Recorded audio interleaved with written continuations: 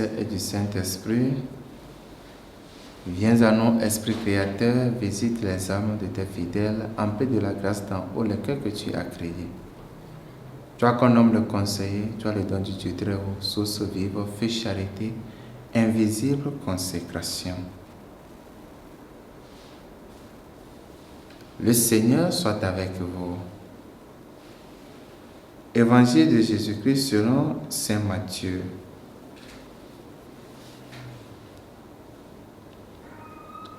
En ce temps-là, voyant les foules, Jésus fut saisi de compassion envers elles, parce qu'elles étaient désemparées et abattues, comme des brebis sans berger. Il dit alors à ses disciples, « La moisson est abondante, mais les ouvriers sont peu nombreux.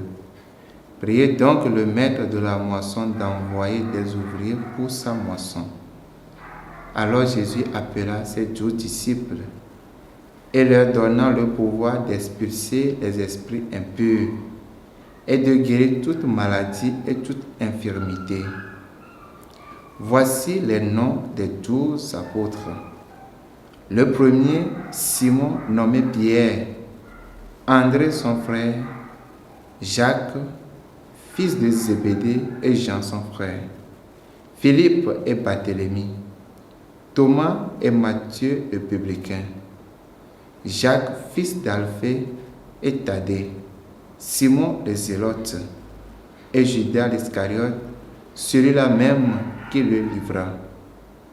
Ces 12, Jésus les envoya en mission avec les instructions suivantes. Ne prenez pas le chemin qui mène vers les nations païennes et n'entrez dans aucune ville des Samaritains.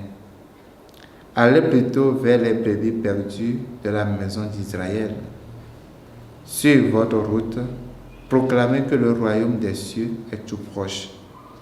Guérissez les malades, ressuscitez les morts, purifiez les lépreux, expulsez les démons. Vous avez reçu gratuitement, donnez gratuitement. Acclamons la parole de Dieu.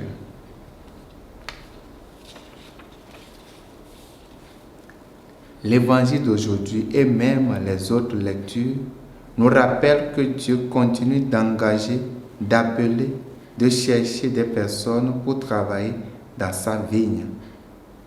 Dans l'évangile spécialement, Jésus invite ses disciples à prier au maître de la moisson d'envoyer les ouvriers dans sa moisson. Car la moisson est abondante, mais les ouvriers sont peu nombreux. Prier seulement ne suffit pas. Que faisons-nous? Sommes-nous vraiment dans la moisson ou pensons-nous que nous ne sommes pas dignes? Regardons l'évangile.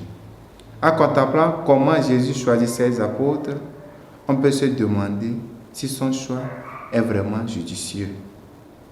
Il prend des gens qui sont un peu douteux. Ils ne sont pas des personnes au super pouvoir, un groupe de grands génies, mais on dirait des perdants, des voués aux échecs, des gens que la société considère comme des moins que rien. Aujourd'hui, nous sommes les bénéficiaires des fruits du travail de ses disciples. Nous devons avoir un autre regard sur eux, car ils sont nos modèles et chacun de nous s'y retrouve. Regardons un peu les différences qu'il y a dans les apôtres. Il y a des gens d'une même famille, des personnes qui font des métiers de manœuvre, des pêcheurs, collecteurs d'impôts.